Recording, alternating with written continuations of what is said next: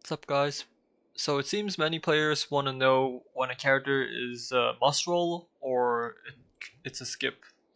Well, as a day one free to play Star Rail player, I can give you some insight on my opinions on how to judge whether or not you should skip a character or not. Now, what people mainly probably wonder about is probably whether or not if the character is future proof. This is no doubt the main reason to why people even play gacha games, and it's this future-proof fear of missing out investment, basically FOMO, what everyone calls it. So for a future-proof character, I'll list that out. It basically has to be one, it has to be able to do high DPS to future bosses with ease. Or two, be part of a best in slot team that a future DPS will probably need in their team. And that's really just the two things. Either be a DPS or be part of a best in slot character. For a future character, that is. Now, being exactly future proof is literally impossible because then the whole part of gacha aspect of the game legit wouldn't work. It wouldn't, like, they wouldn't make money if there's future proof. So what we really hope for is at least something not to be paracreepable for a long while. So then what can we do?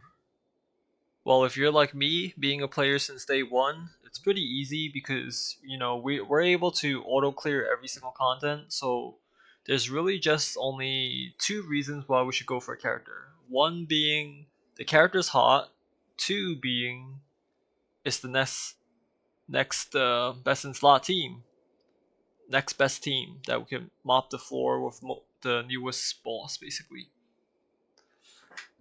Now, for the other players that are new or like don't have two sets of good DPS for the end games or the weeklies, this is why we're here. I mean, this is mainly why people press on this video, right? They're new or they don't have two fully set up teams.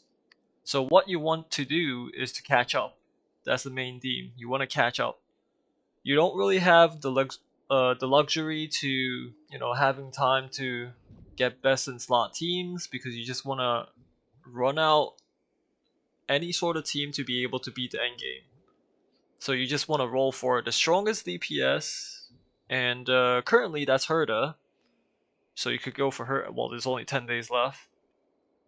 She doesn't even have a best in slot team yet, and she's still the strongest. Like currently, I really think she's like the top one character. Like even though the Pride One tier list doesn't say so, I swear she's the number one DPS currently.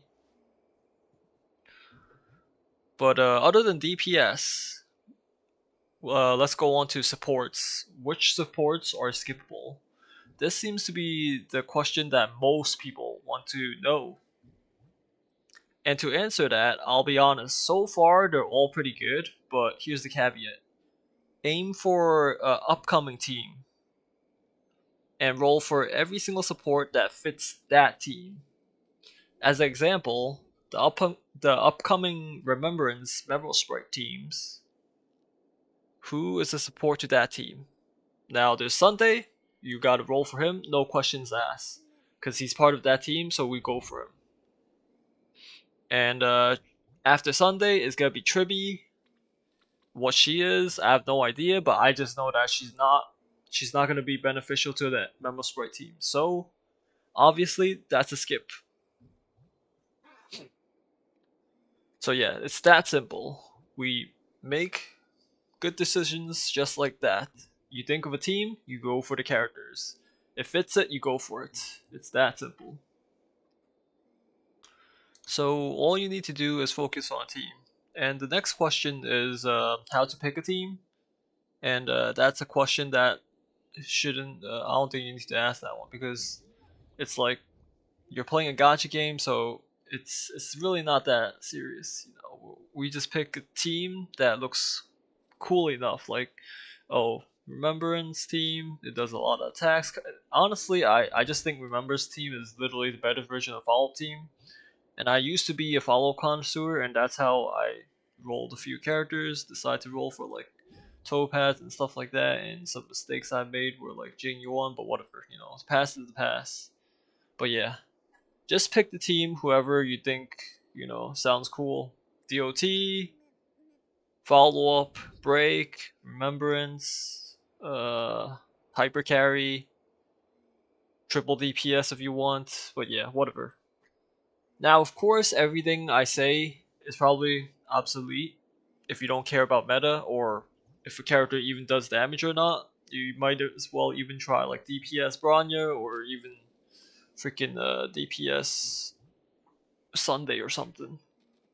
But yeah, maybe you're someone that just wants to play this game for a waifu or husbando, just to open this game to stare at them, which is, to each their own. If you enjoy the game that way, that's fine too. But, Aglaya would be that for me, and yeah, I think that's it. I hope, this kind of helped you decide whether you need to roll for a character or not.